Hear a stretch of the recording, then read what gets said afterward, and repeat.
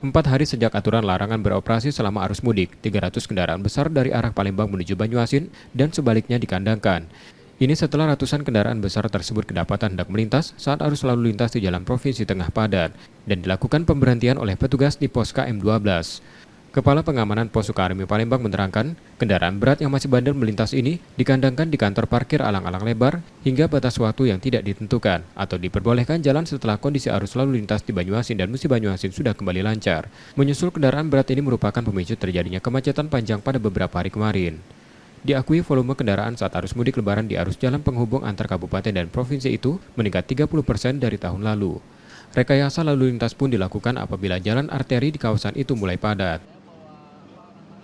Jadi untuk hari ini kita sudah berhasil untuk mengantongan kendaraan truk sebanyak kurang lebih 30 kendaraan. Kita menyesuaikan untuk situasi iklim yang berada di Muba dan Banyuasin. Apabila situasi Muba dan Banyuasin sudah landai, kita bisa melakukan pergeseran kendaraan tersebut. Kecamatan Sukaremi menjadi salah satu kawasan dengan aktivitas kendaraan yang padat karena berbatasan dengan Kabupaten Banyuasin. Disusul mobilisasi masyarakatnya juga tinggi. Memiliki 2 pos terpadu, meliputi pos KM12 dan pos Bandara SMB 2 Palembang. Reski Oktora, Muklas Diferensial, Kompas TV, Palembang, Sumatera Selatan.